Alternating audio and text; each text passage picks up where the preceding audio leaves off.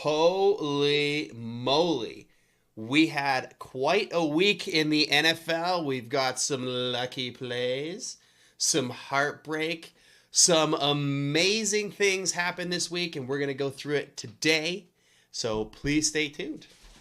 Oh my goodness. Yeah, absolutely. A lot of good play, a lot of lucky play, as you said. But yeah, the heartbreak, it was tough. Not only from just straight up football point of view, but fantasy football point of view. Oh my goodness, this was a tough week. This was a tough week for me. But now we're in the fantasy football playoffs. We're going into week 15. Things are starting to heat up in the playoff race. It's getting exciting, Brandon. It is getting exciting. And I cannot wait for the rest of the season to unfold. And if you were with us, thank you so much. Welcome back to another episode of the BuiBros Football Podcast. I'm one of your hosts, Quinn Bowie, and I, of course, cheer for the LA Chargers. And across from me, my brother Brandon.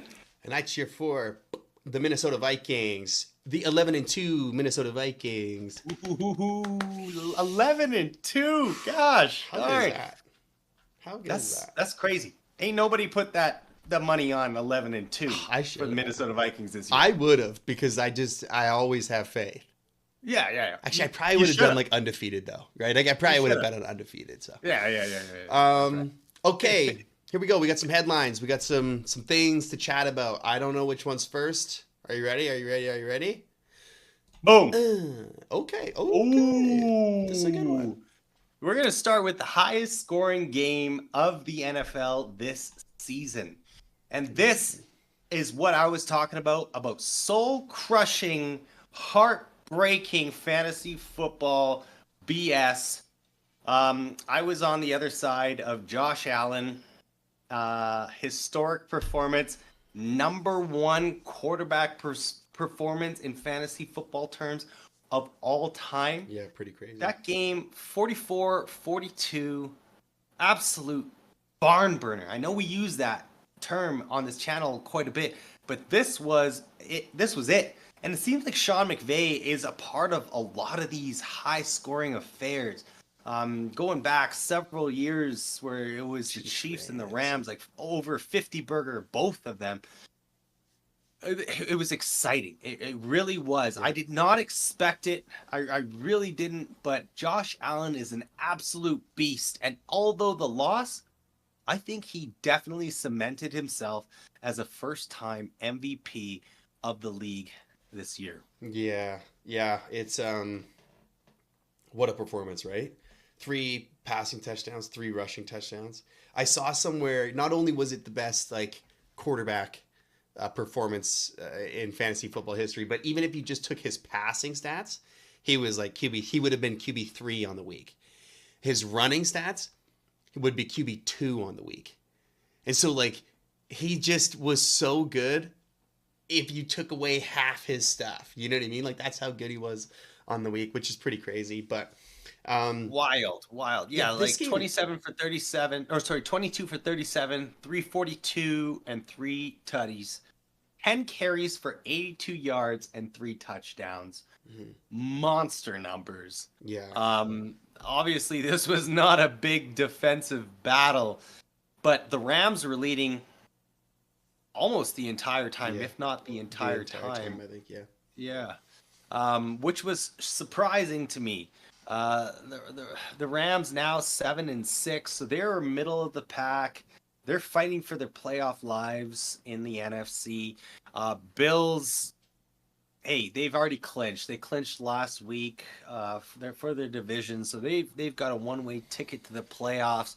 But it was fireworks. It was so much fun the whole time. We'll start with the Bills. Khalil Shakir coming out strong. He has 5 receptions for 105 and 1 touchdown. So over 20 yards a pop. One of those being a 50-plus yard touchdown. Incredible. James Cook didn't really have himself as good of a game. Actually, he had a terrible not good. Especially that they scored 42 points. You'd think exactly. that he would have been part of it. Exactly. So because of all the points going, James Cook, 6 carries for 20 yards. Not good. Not good. 2 catches for 9 yards. Not good. And scoring so many points, as you mentioned, like this guy's got to get his. Everybody else is getting theirs, right? And no, it seemed to be Josh Allen getting his on the receiving end. It was Khalil Shakir and Amari Cooper who really took over. Those Bills are dangerous. Dude, And that was such a fun game. And it was just like, I really wanted the Bills to win. It just would have felt, with that performance, would have felt so good. You know, Yes. three touchdowns, 3 rushing touchdowns. Never happened in the history of the league before. And it's a loss. That's pretty wild. Like, yeah, that's it pretty is crazy. tough. It really is. So, And then, but the Rams, they did their job. They scored the points when they needed, and when the Bills came back, they continued to score. They never let up. And Matt Stafford, I mean, no stat line to scoff at. He was 22 out of 30 for 320 and 2 touchdowns. Very good. Kyron Williams himself had 2 touchdowns, 29 carries for Kyron Williams. Which, oh my goodness, I know Sean McVay loves his workhorse, but this is a little bit overkill. Only 87 yards, so only 3 yards per pop. But those 2 touchdowns definitely helped out. Puka Nacua got a rushing touchdown, which is insane. But also on top of that, 12 catches for 162 and 1 touchdown. yeah, it's crazy. I was hesitant. So like going into a fantasy football perspective right now, he's end of the first round. I'm thinking, oh my goodness, yes, I get his rookie season. I was one of the lucky few who picked him up in the waiver wire last year. But first round, no way. Cooper Kupp's still there. Like Sean McVay loves to run the ball, and Matt Stafford loves Cooper Kupp. Cooper Kupp did his own 5 catches, so less than half of what Puka got for 92 yards and his own touchdown. They did enough. They did enough, which is plenty, which is more than what many other teams in LA did offensively. It was, just a great game overall. Exciting matchup. I'm just sad to be on the opposite end of the Josh Allen fantasy football train. Yeah. Yeah. Okay, next here we got the other LA team. Oh, goodness gracious. I watched. I was heartbroken at the end. That was pretty rough. But there was like 1 second. Not even a second. It was like a half second where I thought, they missed. And then it was like, it doinked. And it just, the doink honestly didn't, it was, the way it was tracking, I was like, he missed. But then it doinked, and it felt like the doink was going in from right when it hit, But, Yeah. oh man. Okay, that's the end of the game. I'll let you go through the whole game, but. No, Man. but I mean, that part, it was the moment you're thinking, oh, it's not even a long kick. Excuse me. They're gonna make it. So in my mind, this is gonna take a miracle play, and then you get that doink. You get the trajectory, and you're like, oh my goodness, this miracle could come true for us right now. But again, the Chiefs escape another victory with an improbable outcome. And at this point, I don't know if we can consider it luck anymore. I think, yes, luck plays a part, but the Chiefs just continue to find a way to win these close games. Reminds me very much so, with a little bit more luck than your Vikings season 2 years ago, I believe. Was it 2 years ago with all the close 1-score games? I was actually looking at that because I saw today, I was looking at the power rankings or whatever. At the top of it, it had like 1-score records or whatever through this season. And the Chiefs are 10-0, which is crazy. And the Vikings 2 years ago were 11-0 on the season, which is tied for the record for most one-score wins in a season. And so, yeah, we were 11-0 back then. But we weren't nobody ever we had like a minus, I guess, still had like a negative point differential. And maybe the Chiefs do too. No, they don't. They can't. But yeah, people were calling us frauds all year long, because we weren't the Chiefs. We didn't have a proven record or anything like that. And we were winning all these close games, barely scraping by. Whereas the Chiefs are doing it now, but it doesn't feel as bad, I guess, as the Vikings did that year. But yeah, and like what's funny about the doink in this is like, it was like a 30-yard kick. So it's not like it was improbable that they get that kick. They convert that kick 90% of the time. 100%. But the fact that they did that, like he doinked it and it went in. So the doink, it gave me going in is the lucky part. Second hope. Yeah, they had to make it lucky. No way, no. Yeah, because you make a 30-yarder almost every time, but the Chiefs had to make it a lucky 30-yarder. A lucky 30-yard kick, and that's what's fun. Well, not fun for for Chargers fans, but like that's what's fun when you look at it. When you back up a little bit and you go, what the hell is going on here? This should be an easy win. But if you're a Chiefs fan too, you're like, why did we have to do that? You know what I mean? Yeah. Why did that? We could have just, and you win. But no, we had to do a little heart attack, just one little scare, heart attack, just in perfect Chiefs way. Yeah. And, just to add salt to the wounds, this was the victory that gave them the AFC West title. So we lost. We gave them the division title. More heartbreak there. But I will say there was fight. There was fight within the Chargers because we go in halftime and it's 13-0. 13-0. Not looking good. And the Chargers come out and they find a way. They utilize their tight ends. Stone Smart had a great game.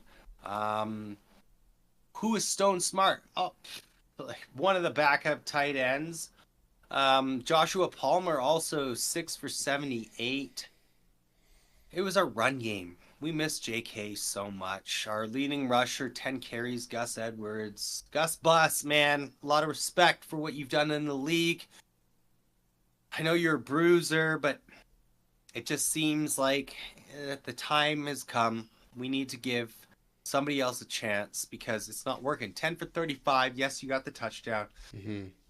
Kamani Vidal, wearing number 30, that old Austin Eckler jersey. He's got to be into the game plan a little bit more, especially until JK comes back. Our offense as a whole, I remember at halftime, I think I even tweeted, mentioned that our offense is absolutely crushing us right now. Oh God! And then you get to the point where Herbert gets tackled. Who the heck was it on their sideline? I don't remember right now. That was so scary. You see the drop, and you see him hold. He held his hamstring. I think it was Nick Bolton. It was Nick Bolton. Yeah, absolutely. Linebacker Nick Bolton. And Herbert's holding his hamstring. And you're like, oh my goodness. Is this the season?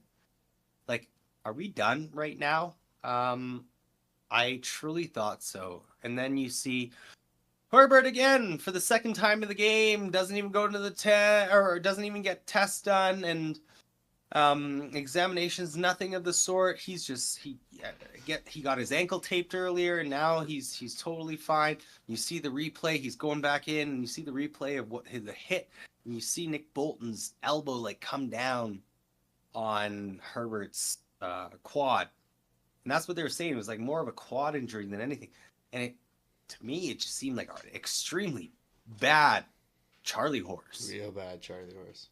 Which, painful. Holy hell, that is not good.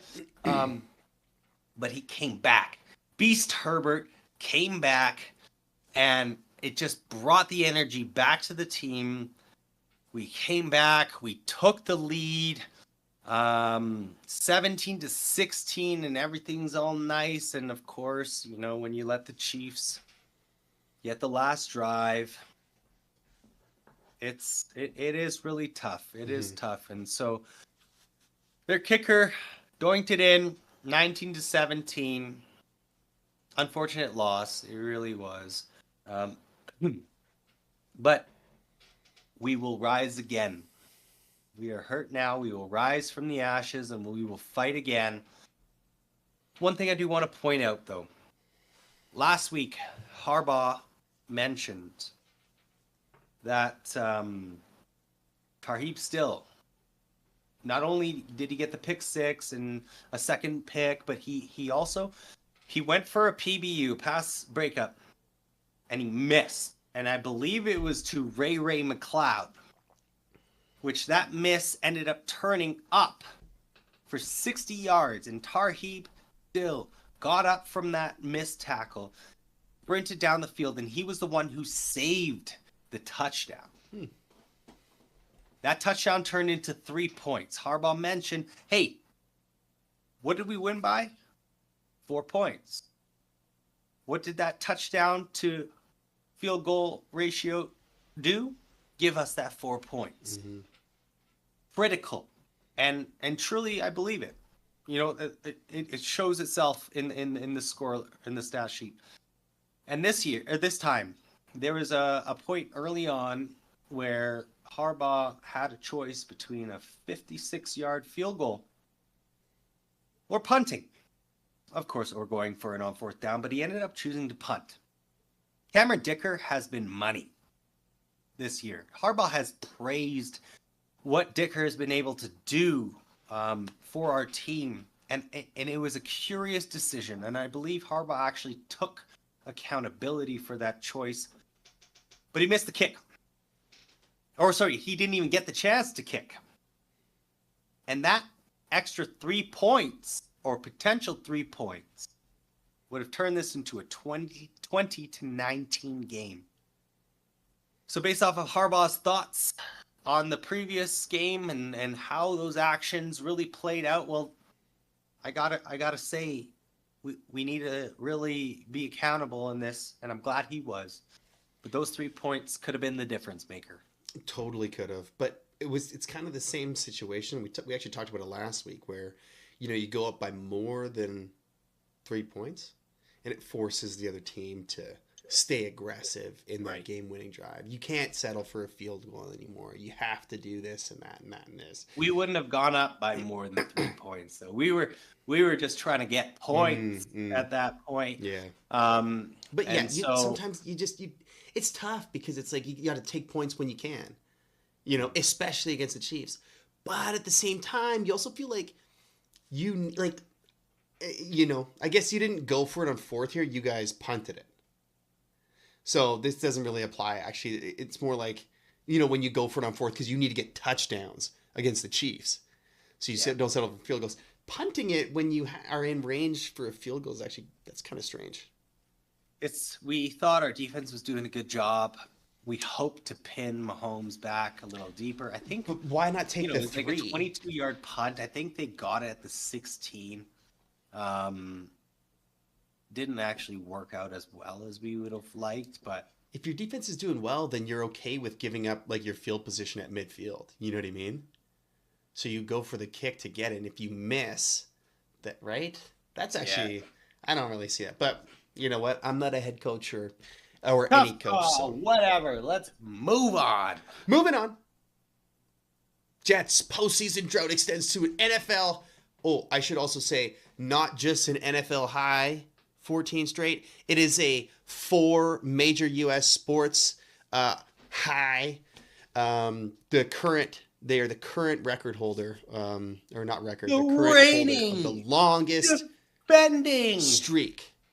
Playoff drought team in all of national sports. Yeah. The New York Jets. It's sad. You know what? Like, I know last year was fluky because Aaron Rodgers didn't play, and then the whole season was a wash. This year, what the hell? But he He's playing. fired Saleh way too soon. Way too soon. Now he's helping damn Green Bay. Just makes me upset. But yeah, they fired Saleh way too soon. And now they're very non-committal on Aaron Rodgers, which, you know what, like that's but they're just blowing everything up, and like all this non-committal talk, like you can't be talking about this stuff mid-season. Like, he's still playing, and you guys were still in the hunt. Like, I Yep. don't know. I don't even know what their record is, but it's obviously garbage. It's got to be like It's yeah, four no, wins, it's 5 wins. garbage. It was Aaron Rodgers' first 300-yard passing game of the season, which He is pretty nuts to think. of the season, but Um, also for the last like 40 games or maybe not that many, but it was a long time. He hadn't thrown a 300-yard, maybe it was only 30 games or something like that, but he hadn't thrown for 300 yards in a very long time. yeah, it was wild. You're missing Brees Hall. Okay, that's a huge part of your offense. You split the carries between two rookies. Garrett Wilson, leading receiver, 7 for 114. But really lost the game. And don't get me wrong, I'm not happy, or sorry, I'm not upset that the Jets lost. Mm-hmm. I was hoping the Dolphins win. Dad, Dolphins fan. So, it was 23-23, and Aaron Rodgers, that last series there, they're trying to run out the clock a bit. They're in field goal range. They run it, get tackled for a couple yard loss. They pass it on the next down, and Aaron Rodgers is in this peculiar situation where he knows he can't throw it an incomplete, stops the clock, but he also can't take a sack because we'll get out of field goal range. Yes, the clock continues to run. Great. He ends up ultimately taking a sack. Now they're out of range. So it's 3rd and long. And what do? You throw to your buddy. You throw it to Devontae Adams along the sideline, and Devontae Adams doesn't stay in bounds. He goes out of bounds. They could have run out the clock till less than 30 seconds if they stayed in bounds, kicked the field goal, and then it would have been extremely difficult for the Dolphins to come back. But pretty sure just over a minute is what the Dolphins got. And that was enough because they had the huge kickoff return, and then they had a couple plays, get in line, 50-plus yarder from Jason Saunders, and nails it. Now we go to OT. Dolphins get the ball. Boom, boom, boom. It seemed like the Jonnu Smith show. Jonnu Smith did nothing all game, comes into it, and he ices it. That's it. Game over. 32-26. Go Dolphins. Jets out of the playoffs. Yeah, I saw somewhere he had 0 fantasy points leading into OT and then ended with almost 14. Pretty crazy. Yeah. Yeah. This one, I don't know. The Jets, I guess it's just more of the same if you're a Jets fan. Disappointment after being pretty hopeful. Same with last season. You were very hopeful with Aaron Rodgers, and then this one, hopeful again. And it wasn't going well, and then they fire the coach, but then they trade for D. Adams, but then it hasn't gone well, and then now it's just a disaster. So New York sports has had it rough with the NFL this year. So, okay, moving on. Boo. But let's go way back to Thursday. Back to Thursday, yeah. I can't even remember that far back. Packers lost. Pretty sweet. So we talked last week about who I want to win. I decided before the game I 100% wanted the Packers to win. If the Packers win, and then let's say they overtake us if we're the 5th seed, 6th seed, what are we talking about here? It's not that big a deal. But if they could beat the Lions and we can move up to like the 1 or 2 seed, that's way, way better. Being the division winner and getting those home games or a home game is very important. So I think that I wanted the Packers to win, and I cheer for the Packers one time, and I get disappointed. And so that was pretty lame. Hopefully I won't do that again. But what was not lame was Josh Jacobs' 3+ touchdowns. well, that's pretty lame. I have pretty I sweet have for me. no skin in Fantasy the game. football. But just to speak to this headline, the gutsy call. So, closer to the end of the game, I had to do something, so I couldn't watch, and so I was just following, and it was like a minute and a half left or something like that, and it was 4th and 1 or whatever it said on my thing. But it was 4th and 1, really late, and they could easily kick a field goal, and I was like, oh, they're gonna do it, but then the Packers are gonna come back, and then all of a sudden, I saw that it was 1st down, well deep within that territory, and so I've watched the clips and I've seen it all now. And what the hell? Gutsy call is such an understatement. Like, this is what every player wants their coach to do, but also succeed. You know what I mean? If it fails, he looks like an idiot. What are you doing? Kick the field goal, you have it. Yeah. And then, play a little defense. But the way that the NFL is now, a minute, 40 seconds, 30 seconds is so much time to get down the field and score a touchdown. I'm not sure if the Packers have any things left. Timeouts left. But anyway, so what a gutsy call. Yeah, no, that 4th and 1 call, absolutely gutsy. Jared Goff, he makes the conversion, and wow. What a way to end that game, because it was a high-scoring divisional matchup. Packers looked like they could compete. And Dan Campbell's unit, they're different, right? They're different. And one of these days, right? One of these days, from now until January or now until February, you're going to lose. Okay? Yes. You're going to lose. And hopefully, and the sweetest of all would be if it was to an NFC North rival, particularly one in purple. So if they lose, so they play the Bills still, and then the rest of the games I think are pretty easy for them. If they lose to the Bills, and then we have to win out against decent teams. It's week 18 versus the Lions, and all those games, they don't have any times yet for those games. That is Sunday night football. Vikings versus Lions, that's Sunday night football. That's 100%. Possibly a very, very, very meaningful game. That's possibly for the 1 seed. That's pretty cool. If we can keep pace, they can't rest their guys before their bye. They can't do anything. Not that it feels like he wouldn't really rest his guys, but yeah. Well, they're kind of resting their guys on IR right now. Yeah, I guess so, yeah. Okay, I have a feeling that we can talk more about the Vikings now, because Darnold delivers for the Vikings with a career high 347 and 5 touchdowns to beat the Falcons. He also had 157.9 passer rating, which is crazy, and also the highest of any Vikings quarterback ever. No perfect passer rating in Vikings history, which is pretty interesting. What is not in this headline is 8 for 133 and 3 touchdowns for Jordan Addison, 7, 132, and 2 touchdowns for Justin Jefferson. We joked all he needed was 1 catch, 1 yard, and 1 touchdown, and he matches the score of Jordan Addison. So, the thing that Jordan Addison came out and said afterward was, hey, when I was drafted, I told you that we were the best duo in the league, and this is it right here. It's on full display. 265 yards between the two of them, and 5 touchdowns. That's disgusting. That's wild. I mean, best duo in the league.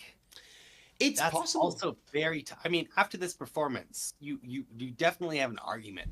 But when I think just off the top of my head, you've got the AJ Brown and Devonta Smith. But right now, it seems like those receivers aren't clicking with their QB. You've got Jamar Chase and T. Higgins. Yeah, but I feel like Jamar pulls too much. He's pulling the weight of that duo. That's like Kobe Bryant and the random guy who scored 1 point and they combined for 83. You know what I Why mean? is JJ not pulling the weight, Brandon? What's that? Why is JJ not pulling the weight? Seems like the No, last what few I'm games, saying is second that half, like 0-0. there's a lot like Justin Jefferson is the best wide receiver in the league. Jamar Chase is obviously amazing. But the difference, like Jamar Chase is so much higher than T. Higgins, whereas Justin Jefferson is amazing. Okay, now my hands are all messed up. But Jordan Addison is also amazing. Is Like is Jordan Addison is closer to Justin Jefferson than T. Higgins is close to Jamar? Is that what you're saying? yes, even though Justin Jefferson is higher. That makes Maybe sense. this is a homer take, but Jordan Addison is no slouch. He's had issues, and he's a bum off the field, but he's excellent on the field. He has showcased it. You know, he's had 3 or 4 very, very good games this year. He's been very consistent. You know, he's had these big ones, but he's also been consistent. His average is also great or good. He's a great wide receiver. I don't know. It's coming out of college too. Like he was a stud in college as well. I'm not sure that I think that Jordan Addison is better than T. Higgins is what I'm saying. Right. Okay. You know what I mean? That's a big, bold statement. That's what I'm saying. More, I shouldn't be comparing them to the guys on their team. I'm saying that I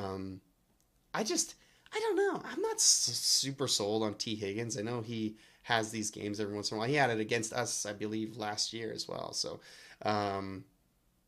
but I think Jordan Addison is better than T. Higgins. And maybe that's a homer pick. I don't know. Comments. Hey, We've been getting comments. time will Somebody tell. let me know. I don't trust Quinn. He's just trying to Yeah. bust my balls. Somebody else tell me that T. Higgins is better. And, you know. mean future Chargers legend T. Higgins is not better than Jordan Addison? I like what? I don't know. Anyways, the rest of the game, the Vikings win. We haven't talked about it much. Vikings win 42-21. So we were tied going into the fourth, 21-21, and then the Vikings scored 21 points in the fourth, which is crazy to just blow them out. It was close until it wasn't. Kirk Cousins in his return, 0 touchdowns to keep that streak alive. A total of 8 interceptions in the last 4 games. 8 or 9. Versus Darnold's 12 total touchdowns and 0 interceptions. I think it's 11 passing and 1 rushing and 0 interceptions in the last 4 Compared games. So. to the salaries of Yeah, the 10 team. million versus I'm not sure what he gets, but 100 guaranteed over the 4 years, or 180 total, right? I don't know what he gets this year, but yeah, Darnold's only 10 million. So yeah, it's pretty good. We got a chance, you know. I know there's a lot of MVP candidates, very good MVP candidates, but like Darnold has to be a comeback player of the year, right? Like has to be. Oh yeah, yeah. Right? I think It's not before injury. I think JK was leading, but now injury. It's- what Darnold has done this year is amazing considering the rest of his career. So you continue this, and KOC is probably coach of the year, which I don't want to say. he should it's be. him and Dan Campbell. It's him And a lot Dan of people Campbell. put Mike Tomlin in there as well, and lots of respect to both of those guys. It sucks, man. It sucks. We have this amazing season. We're 11-2, somehow not first in the division. That's what happens when we go 11-2. There just happens to be a team better.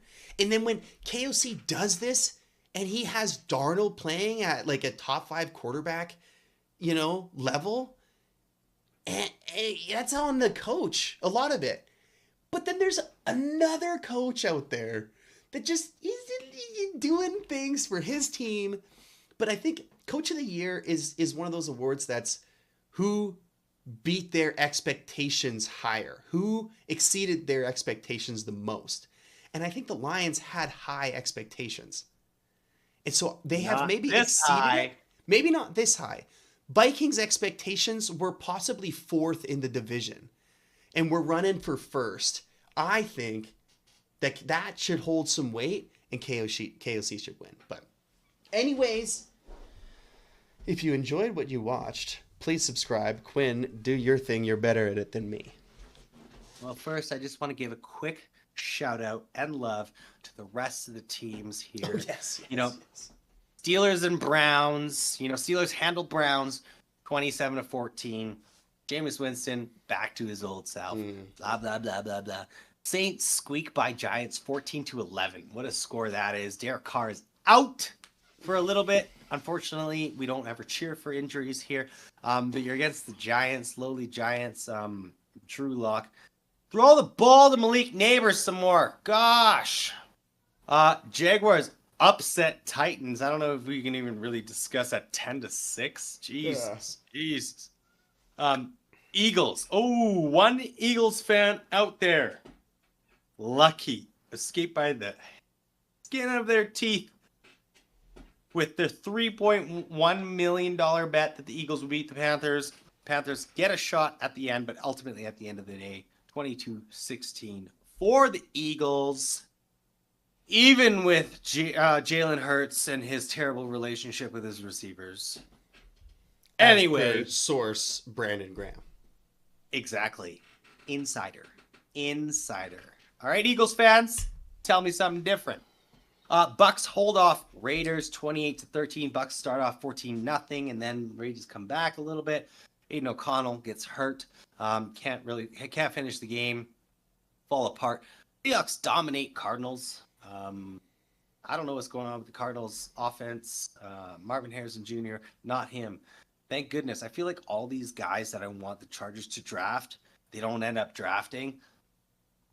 It shows why I'm not a GM of a team. I'll tell you that much. 49ers, they show life against the Bears, 38-13. And then, of course, the Bengals don't bungle against the Cowboys with a 27-20 victory off of that crazy special teams play there at the end. And there we have it. Week 14 in the books. We're going on to the last 4 weeks of the season. One more month to go. It's exciting. Playoffs are just shaping up. Let's go.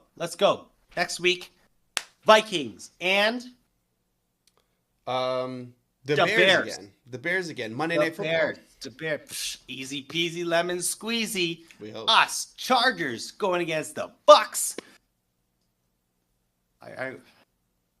We'll win. Thank you for joining us. If you are a fan of the Vikings, the Chargers, NFL in general, we do appreciate your consideration to subscribe to the channel. It really does help us out. Like the video, hit that notification bell, and Skol Bolts! Skol Bolts! Okay, everybody. Bye. Peace out.